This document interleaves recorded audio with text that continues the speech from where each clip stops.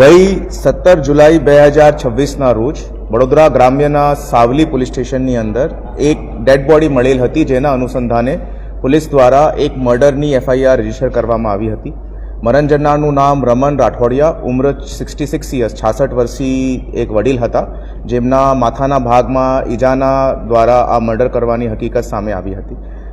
પ્રાથમિક દૃષ્ટિકોણથી તપાસ કરતા ત્યાં આખા સીન ઓફ ક્રાઇમની પોલીસ દ્વારા કોમ્બિંગ કરવામાં આવ્યું અને પોલીસે શંકાસ્પદ લાકડી જેના ઉપયોગ કરીને આ મર્ડર ઉપજાવવામાં આવ્યું હતું તે પોલીસે સીન ઓફ ક્રાઇમના પંચનામા દરમિયાન અને તે વિગતવારની એની કબજે કરીને અક્યુઝ સુધી પહોંચ્યા છે. આ મર્ડર જો છે તે એક 17 વર્ષીય કાયદાના સંઘર્ષમાં આવેલા બાળક દ્વારા કરવામાં આવ્યું છે અને પ્રાથમિક પૂછપરછ દરમિયાન એ પ્રસ્થાપિત થાય છે કે બાળકને દમન ફરવા માટે થોડા ઘણા બધા પૈસાની આવશ્યકતા હતી. એને નવા કપડાં અને બૂટ ખરીદવાની ઈચ્છા હતી. જો જ્યારે એમના પરિવારજન દ્વારા એમને પૂરતા પૈસા નહીં આપવામાં આવ્યા તો એ જ્યારે પોતે ત્યાં બકરા ચરાવવા માટે ગયો અને આ વિક્ટિમને સામેથી જોઈને એમનું મર્ડર કરવામાં આવે છે અને એમના જો વિક્ટિમના ઘેટા બકરા હતા એમાંથી 2 ઘેટા બકરા એમના દ્વારા બીજા ખાટકીને ત્યાં વેચીને 9,300 રૂપિયાની અંદર એ બકરા વેચેલા હતા અને પોલીસ દ્વારા એના પછી એમના દ્વારા નવા કપડાં, નવા બૂટ કબજે કરવામાં આવે છે. એવિડન્સીસની અંદર પોલીસ દ્વારા પેલી લાકડી કબજે કરવામાં આવી છે.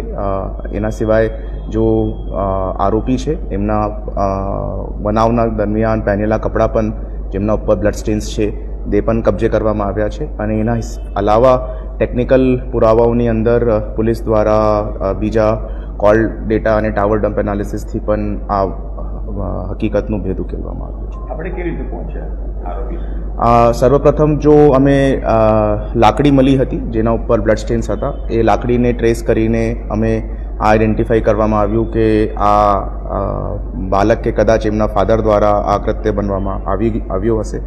એ પછી ગામજનોના જો નજરે જોનાર હતા એમનાથી એક્ઝેક્ટ ટાઈમ ઓફ ઇન્સિડન્ટ્સને ખબર કરવા માટે પોલીસે આગળ તજવીજ ધરાવી.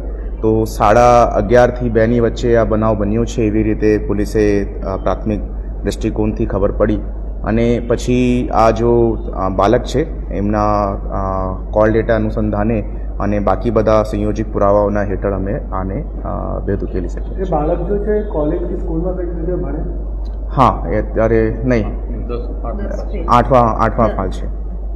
આ લોકોને કોઈ સંબંધ છે ખરા? નહીં, કોઈ સંબંધ નથી.